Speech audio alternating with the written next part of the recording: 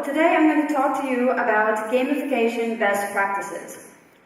I actually had a lot of trouble when picking the title for this talk, for one reason, which is my first point. Oh, slide deck. Achievement. Gamification doesn't exist. This was one of the reasons why I had a hard time naming what I was going to talk about. Because with best practices, and I'm going to do 3 of them, I want to talk a little bit about more high-level aspects that you should keep in mind when using gamification. First thing you should keep in mind is it doesn't really exist. There is no such thing as a gamification practice. What it actually is an observation. All of us here, we're here not because we're going to go to a 2-day conference on something that's not relevant or something that's not interesting, but because we notice that games are incredible at increasing engagement. They manage to get people to say, you know, I had this life where I didn't really have all these barriers or restrictions or things I had to spend time on, but actually, now that I think about it, let's make it more difficult. Why don't I invest time in learning this new environment that wouldn't otherwise have been a part of my daily routine? And that's pretty powerful, because that starts to change behavior. But ultimately, it's an observation. Games are designed through the practice of game design. You think about your environment, you think about your content, you think about your context as a whole. And that's what games are great at, is they're great at thinking every single aspect of design through. Same thing with good user experience design, interaction design on websites or mobile apps. The reason why they are good at what they do is because they think it through all the way. And now we say, okay, you know, because games are so good at thinking things through all the way, we need some sort of terminology to talk about that. And that's gamification. But if you think that, okay, you know, gamification is a separate toolbox that's going to somehow magically boost engagement and everything, it's going to lead you a bit astray, and you're going to struggle to actually find that practice or find that theory or application that's going to take your project a step further. Point number 2. One size fits all? Yeah, perhaps not. A lot of times people think, okay, this is going to be great. We need to engage our customers. What are we going to do? Leaderboard. I bet a lot of you have heard that conversation before. Or, hey, you know what? It'd be really cool to get people to do these things. What can we do to get them to do it? Badges. A lot of these things don't always work for the same reason. If you want something like collaboration or communication in your platform, probably having something that inspires competition is not going to be the best way to actually get engagement in whole. Just because something increases engagement doesn't necessarily mean that it's right for your platform. For example, I worked on a carpooling app for a while. And one of the things in carpooling, of course, is you want people to work together. You want them to carpool together. They gave a leaderboard, and they gave extra points if you drove. Now, you might think, okay, you know, leaderboard, you know, great to be the driver, great to share your car. But what can end up happening is everybody wants to be a driver. That's kind of the reverse of what we were working towards. So yes, they got engagement. There were a lot of drivers out there on the road, but they weren't actually achieving the engagement they actually wanted. And that's why we have to keep in mind, even though there's a lot of mechanics, one size is not for all in this case. Think about what you want the engagement for. Why do you want to engage someone? Is it to engage them to get them to purchase your product more? Is it to engage them with your brand? Is it to get them to be a brand ambassador? Or is it just to get them themselves more attached and more loyal to the service you're offering them directly? All of these little nuances are what you have to think about, which is why it's also good to think that gamification doesn't exist. Because then you're going to think more about your problem and about how to design a custom solution. Finally, going to a third one, and perhaps the most important of all of them, structure, structure, structure. A lot of times you come into a project and they say, hey, it's great, we're so ready to gamification, let's make playful. We're going to add sparklers here, and lolcats here, and let's get some GIFs in, and it's going to be fantastic. But when you go to the actual platform, you see something like this. It's clear, started building on one end, started building on another, slowly made the way to the middle, and we're a little bit off. Now, if you think about it this way, let's say we were in this bridge building process. How much sense would it make to start talking about the amazing lighting we could put on the bridge to increase the user experience? Not so much. It would be a well-lit bridge, but no one can actually cross it. And so something that, especially people practicing with gamification, game design, user experience design, we have to stop ourselves sometimes and say, especially to a client, which can sometimes be hard, we need to go back and look at the structure. And this doesn't mean revision. If you're going back and completely rebuilding the bridge, that's not the best way to go about it either. But what you do have to do is make sure that there's a foundation from which you can add the extras. Because good user experience, even though necessary, or good game mechanics or gamification, requires this solid foundation. If it's not there, you're not going to be successful no matter what you're trying to design.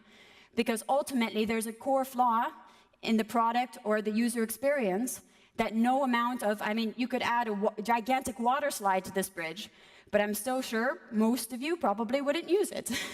Maybe some, it could be a tourist attraction, but ultimately, the bells and whistles aren't going to help unless you have structure. What does this mean?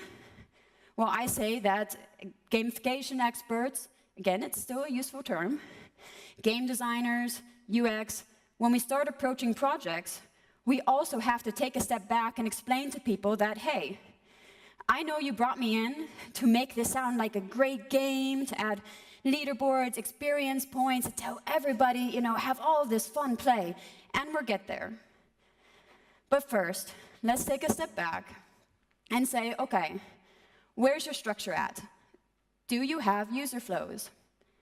A lot of people don't. Some do, some don't, but having a solid user flow is going to help you figure out where the pain points are. Because that's something that gamification is very good at as a theory, as a methodology, as an observation, is realizing that there are ways to craft an experience with structure to get that level of engagement, to get that little extra that makes people say, okay, maybe I will give this a try.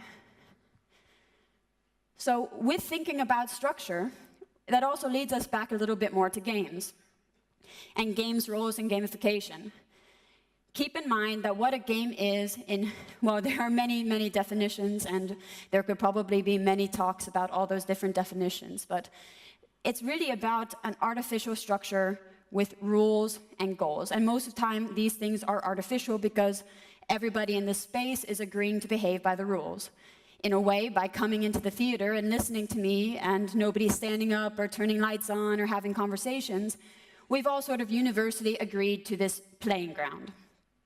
Eventually, after another 3 minutes or so, we're going to open up the floor to questions. We've all sort of agreed to that as well.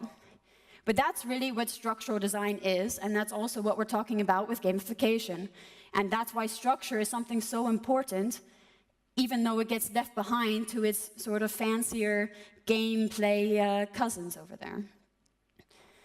So, in conclusion, to wrap it up a bit, 1, gamification doesn't exist, so don't use it as a crutch, or don't think that there's going to be a toolbox and you can pull just mechanics from it and add a leaderboard here or badges there. What you really need to do is to think about the design process, to think about why am I solving this problem, and why does this problem exist in the first place? That sounds very familiar from a lot of other, especially UX conferences or UX design processes, but it's really true for here too. Yes, we all may be a little bit more quirky or playful in our approach. For example, we worked recently with a client to try to solve their helping their new employees on board and get to know a little bit about the company. Now, we didn't just build a user interface where they could browse and see, okay, where are questions here and there, but we first laid that foundation. We first said, okay, why do you want to change this in your new employees? Why do you want to help them learn? And ultimately, what we built together with them, and this is then when, after that structure, we added a bit of play, is we built something called Klantagotchi. And what it actually is the Tamagotchis? The little eggs, some of us maybe had them in junior high school. They're really annoying. They died all the time. Beeping, yes, some of you. Trauma out there. We had one in the office for this project for research, actually. And let me tell you, I've never seen bigger fights between people over who had to take home the Tamagotchi. So it's true, things like that can actually increase engagement, even if it's in more of a Hunger Games style of way. But anyways, what we tried to do for them is make it a bit more playful with learning this material by saying, okay, you are a customer. You're going to get assigned to an employee at this company. And you're both employees, so you're playing two roles here. That's the same for another employee. So you guys basically switch. For you, they are your customer, and for them, you are their customer. And you ask each other questions back and forth. Your customer can actually get mad. It can get very mad. We had a lot of fun naming the mad states. There's probably a little bit of fun in that as well, of having Klantagotchis that were pissed the fuck off or something. But we took those names out and made it a little bit kosher. So your Klantagotchi can get really, really mad. It can also get really, really happy and excited. And you basically see, okay, hey, can I take care of this virtual customer while I'm also learning about the company?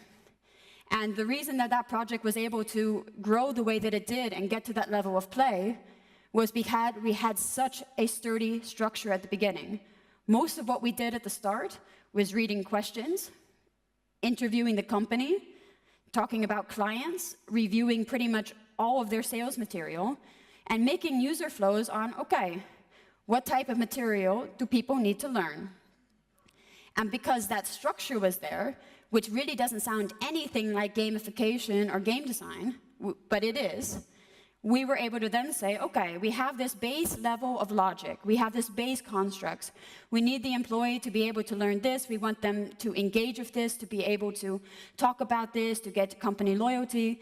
And by taking all of that, we could move it a step further and say, okay, now that the structure is here, what's a narrative? What's play? Do we add something like achievements so that people can see, oh, hey, I managed to get the CEO of the company as my client one time. Questions like that can start to get asked because we can take it to that further level. And so with that, I would like to conclude the talk. I see the slide is already gone anyways, which is perfect. And open the floor up to questions, Tamagotchi or otherwise.